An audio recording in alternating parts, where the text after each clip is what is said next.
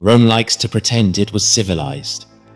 Tonight, you're going to see what happened when civilization decided its daughters were currency. No battlefield, no trial, no choice. Just a knock on the door, and a system that turned teenage girls into state revenue. Stay with me, because by the end of this story, you'll understand why for some women under Caligula, death would have been mercy. Alright, you are Flavia, daughter of a Roman citizen with no name. You're 14 years old. It's winter, 39 AD, Rome, and the city is holding its breath. You notice it before you hear anything. No shouting from taverns, no carts, no laughter. Just quiet, thick, wrong, pressing against the walls of your house. Your father is awake. That alone tells you something is wrong. Roman fathers sleep through storms. They don't sleep through fear. You lie on your bed staring at the ceiling, counting heartbeats because that's the only thing you can still control. You've grown up hearing Rome is the center of the world, that Romans are free, that Romans rule. Tonight, you feel hunted. Then you hear it. Sandals. Heavy. Even. Metal biting stone. Hobnails. Praetorian boots. You whisper a prayer you haven't used since childhood. Let them pass. Let them go next door.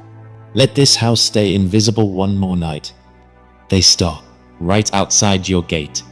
There's no shouting, no threat. Just a knock, slow, certain. The knock of men who don't need permission. Cold air floods the atrium when the door opens. Torch smoke, oiled leather, authority. A centurion stands there calm, polished. He doesn't reach for his sword. He doesn't have to. He hands your father a scroll sealed in purple wax. Imperial seal. Your father's hand shakes so hard the wax flakes onto the floor. He reads.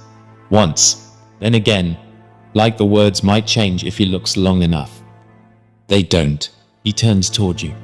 Tries to smile. It's the worst thing you've ever seen. That smile says everything he can't. That he tried. That he failed. That he cannot save you. It's called an invitation. But in Rome, when the emperor invites you, it's not a choice. It's a sentence. Tonight, you're going to the palace. They let you dress. Not because they're kind, because appearances matter. Rome always dresses its cruelty well. You walk past the household shrine, past the place you played as a child, past the doorway where your mother is standing, hands clenched so tight her nails draw blood. No one stops you. Rule number one of surviving Rome. When power comes for you, resistance only changes how fast it hurts. Outside, the city watches from behind shutters. Every noble house is awake. Every family listening for footsteps, praying the sound keeps moving. Yours didn't. You're led uphill toward the Palatine, toward marble and firelight and places people whisper about but never name. Someone calls it the Garden of Venus. You don't know what that means yet. You will. Before you reach it, you need to understand the man who summoned you. Caligula was not born a monster. He was born a miracle. His real name was Gaius, son of Germanicus, the Golden General, Rome's favorite hero. Soldiers adored him. The people adored him. As a child, Caligula wore a tiny uniform, tiny boots. The legions laughed and cheered. They called him Little Boot, cute, harmless. But you don't grow up harmless in a military camp. You grow up watching men bleed. You learn that power decides who lives, that weakness gets buried, that love is temporary. When Caligula was 7, his father died far from Rome, slowly, suspiciously, and the world that protected him vanished. After that, his family didn't just fall, they were erased. His mother beaten, exiled, starved, his brothers hunted, imprisoned, destroyed. Caligula survived by disappearing inside himself. No tears, no anger, no reactions. Because in Rome, showing pain is an invitation to be killed. Then came Capri. 6 years living with the man who ruined his family. Smiling, laughing, watching things no child should see and pretending it didn't matter. Historians say he was the perfect servant. They're right. And Rome never asks what that kind of obedience costs. By the time Caligula became emperor, the boy was gone. What remained knew one thing with absolute clarity. There are no rules, only power. And tonight, standing barefoot in the cold, surrounded by guards, you are about to learn what that means for you. Because the knock wasn't the worst part. The palace is next. You're inside the palace now. The doors close behind you, thick wood swallowing the outside world like it never existed. The cold stays on your skin. Marble does that. It remembers nothing. They separate you from your father immediately. No explanation. No goodbye. A guard gently, but firmly, turns him away. You don't fight it. You already know fighting is useless here. You're led through corridors that smell like roses layered over something sour. Old wine. Old sweat. Old fear. The palace is beautiful in the way a blade is beautiful. Polished. Expensive. Meant to cut. They take you into a room with no windows. Other girls are already there. You recognize them. That's the worst part. The daughter of a senator your father dines with. A general's wife you've seen at festivals. Girls who grew up protected by names that used to mean something. No one speaks. Eyes stare forward. Hands grip fabric. Someone is shaking and trying to hide it. Slaves enter. Not rough. Efficient. They remove your stola. The heavy wall that marks you as respectable. As untouchable. As Roman. Gone. They dress you in silk so thin it barely counts as clothing. They paint your face. Darken your eyes. Color your lips. The kind of makeup you were warned never to wear. Because decent women don't look like this. Rule number 2 of surviving Rome. Your status lasts only as long as power allows it. You're led out again. This part of the palace is different. Louder. Warmer. Lamps everywhere. Curtains of purple and gold. Couches arranged like this is a party. Men are arriving. Not senators. Not nobles. Commoners. Freedmen. Merchants. Soldiers on leave. Anyone with coins. Caligula invited them. Come, he said. Spend. Enjoy. Serve the state. You're placed in a narrow space. A cubicle. Above you hangs a small sign. Your price. You don't need to read it to understand. This is what you are now. Currency. Let me explain something they don't teach you in school.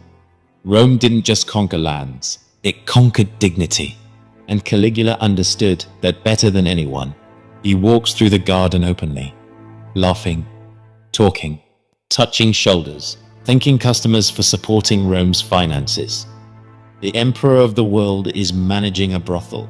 He stops near you. Looks you up and down like he's inspecting furniture. Makes a comment to the man beside him. They laugh. You keep your face still. Inside, something collapses quietly. Men approach. Some hesitate. Some don't. Some won't look you in the eye. Others look too long. You think you might faint. You don't. You think you might scream. You don't. Because here's the truth that hits hardest. The room is designed so no one has to force you. The guards are visible. The rules are clear. Compliance is survival. And if this is the kind of history you can't look away from, you should subscribe to Candlelit History now. Because stories like this don't get taught. They get buried. Time blurs. Lamps flicker. Coins change hands. You stop counting. Then, music. The sound drifts in from the dining hall. A banquet. Your father is in there. You know it before you're told. You can feel it. The way your chest tightens. The way shame finds a new, deeper place to live. Caligula likes to eat while this happens. He invites the husbands, the fathers, makes them drink, makes them laugh, makes them sit still while the palace works. At some point, the music stops. You hear footsteps leaving the hall. Heavy, confident. Caligula is coming this way. And now you understand this was never about money. It was about breaking everyone at once. You, your family, Rome itself. and he hasn't even reached you yet. But finally, he reaches the corridor. The music behind him dies. Chairs scrape. No one speaks. You feel it before you see him. The way the room tightens, like everyone just inhaled at once. Caligula steps into the garden like he owns the air, because he does.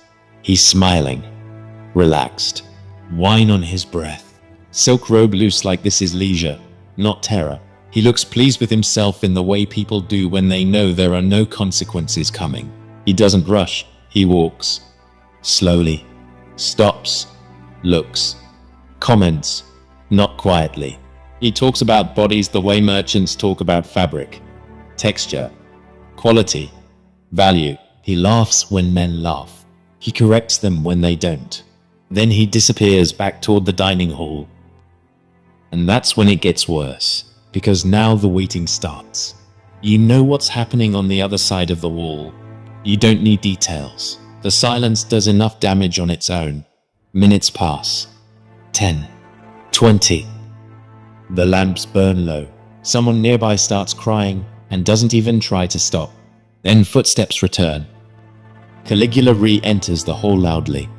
Deliberately. He wants them to hear him before they see him. He doesn't sit down right away. He talks, he describes, he critiques, and somewhere at that table is your father, or your husband, or both, sitting upright, eating, drinking, smiling. Because here's rule number 3 of surviving Caligula. Your dignity is optional. Your obedience is not. If they look away, they die. If they speak, they die. If they stop smiling, they die. There was a man once, Pastor, a noble, respectable, loyal. Caligula had his son killed in the morning. That evening, Pastor was invited to dinner. He came. He drank every toast. He laughed at every joke about his dead child. He thanked the emperor for the honor of being included. Why? Because he had another son. That's how Caligula ruled. Not by killing everyone. By making sure the survivors hated themselves more than they hated him. Eventually, the night breaks apart. Some women are dragged away in the confusion. Some are left trembling in corners. Some disappear into rooms you never see again. Then, shouting. Real shouting. Boots running. Not measured this time. Fast. Panicked. Someone screams. Steel rings against stone. The garden freezes. No one knows what's happening. That's the most terrifying part. Is this another test? Another joke? Another punishment? Then the truth spreads in fragments.